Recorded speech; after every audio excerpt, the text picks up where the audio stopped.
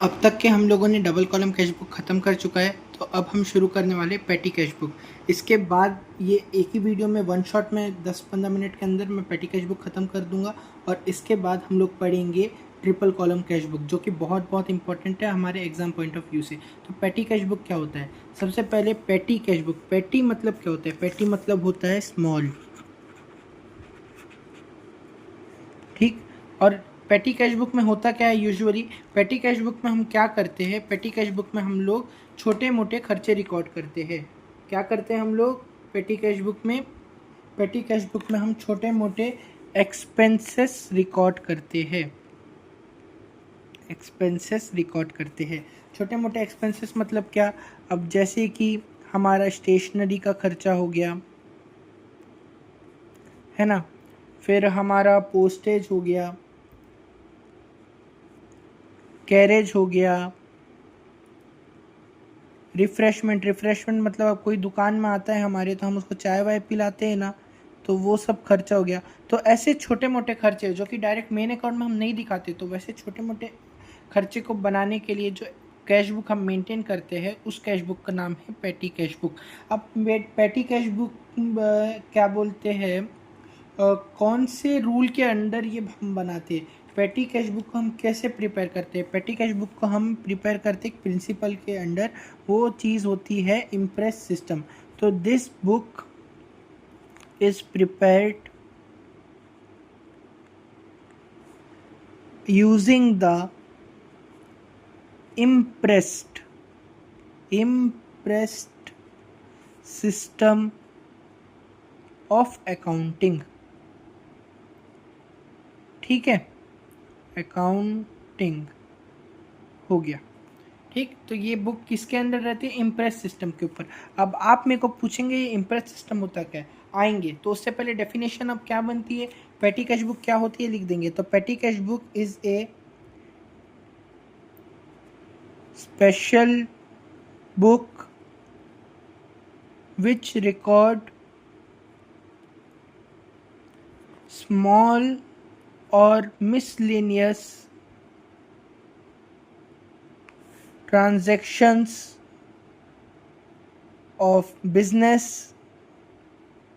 और ये बुक को बनाता कौन है? ये बुक को बनाता है petty cashier. The person who makes this book is known as petty cashier. ये हमारा मैनेजर, अकाउंटेंट, कोई भी हो सकता है। तो it is prepared by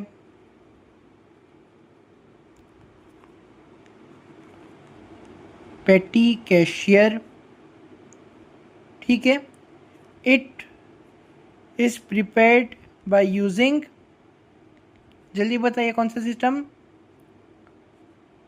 using impressed system. अब ये जो मैं इतने देर से इम्प्रेस्ड कर रहा हूँ, ये इम्प्रेस्ड का आखिरकार मतलब क्या होता है? ये जो इतने देर से मैं इम्प्रेस्ड कर रहा हूँ, ये इम्प्रेस्ड का मतलब होता क्या है? तो ये जो इम्प्रेस्ड होता है, इम्प्रेस्ड मतलब हम जैसे अब कभी भी छोटे मोटे खर्चों के लिए क्या करते हैं, एक छोटा सा अमाउंट, मान लीजिए मैं महीने का 10,000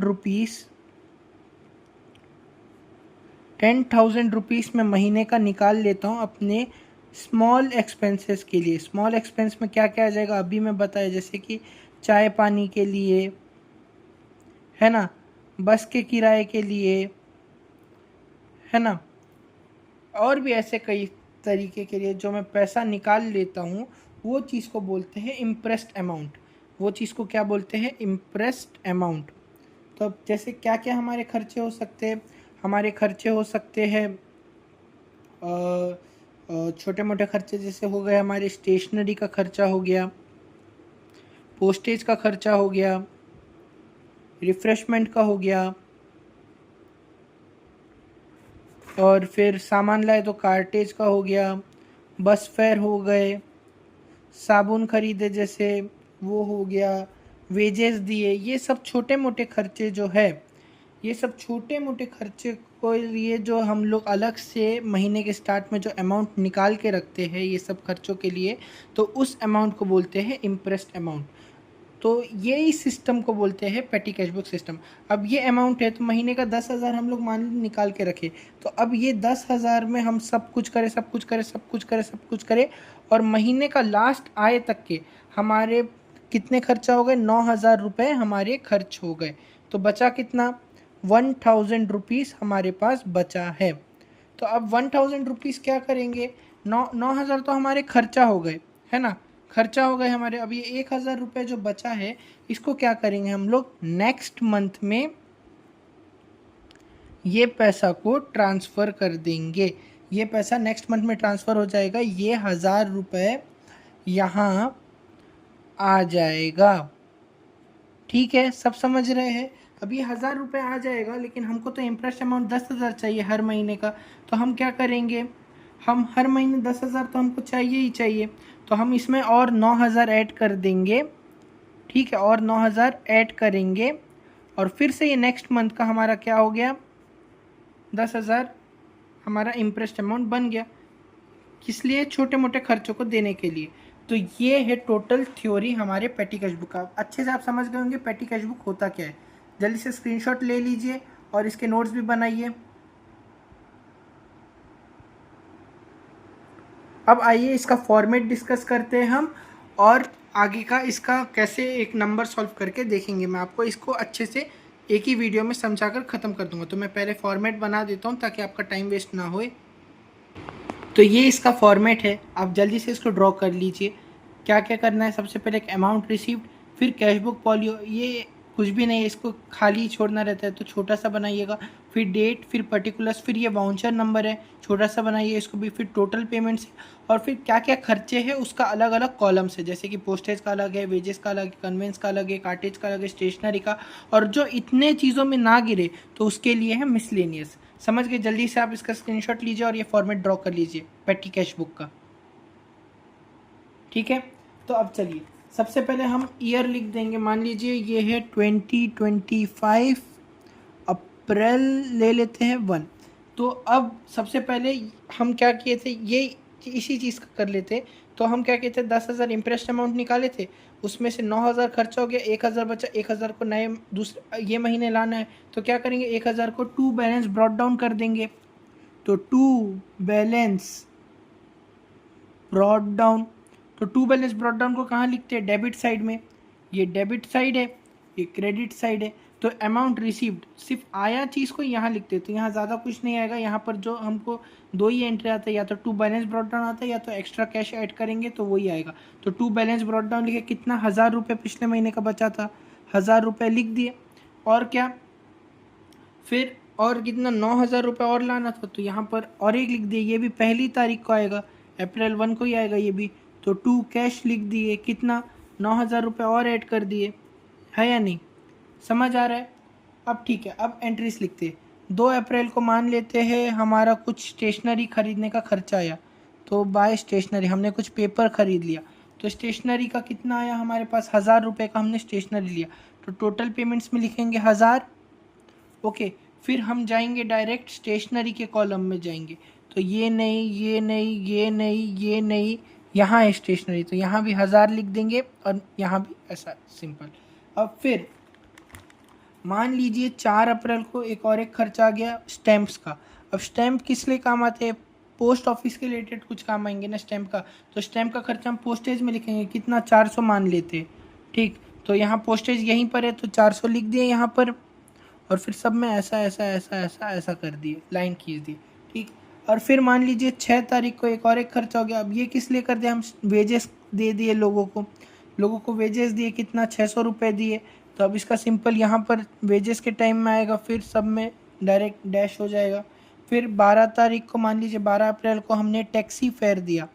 अब टैक्सी फेयर दिए, टैक्सी फेयर हम किस लिए देते हैं, कार्टेज के लिए तो नहीं देंगे, पोस्टेज के लिए नहीं देंगे। टैक्सी फेयर कितना दिए, मान लीजिए 500 रुपये दिए, तो ये 500 पोस्टेज में नहीं आएगा, वेजेस में नहीं आएगा। कन्वेंस के लिए देते हैं हम लोग, हाँ, तो ये 500 यहाँ आ जाएगा।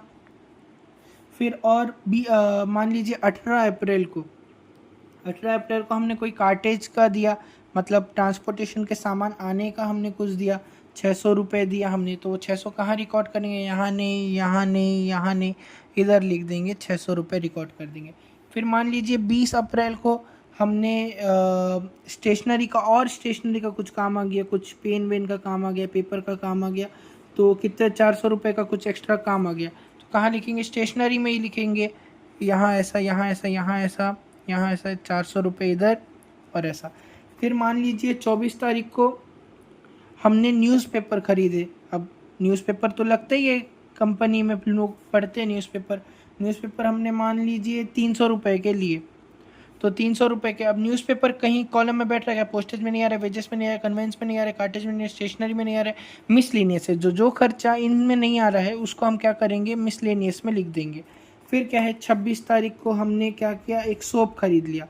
अब सोप खरीदा है हमने, तो सोप किस में आता है? सोप मान लीजिए हमने लिया है, ये भी 300 रुपये का, तो पोस्टेज में नहीं आएगा, वेजेस में नहीं आएगा, कन्वेंस में नहीं आएगा, कार्टेज में नहीं आएगा, स्टेशनरी, मिसलेनियस है ये भी हमारे लिए, ठीक है। तो इसको भी मिसलेनियस में रिकॉर्ड कर देंगे।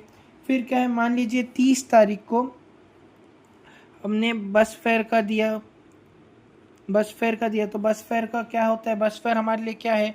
कन्वेंस का ही है। तो कितना दिया हमने? मान लीजिए 400 रुपये दिया, 400 रुपये बस के लिए दिया, तो कन्वेंस में 400 रुपये लिख देंगे।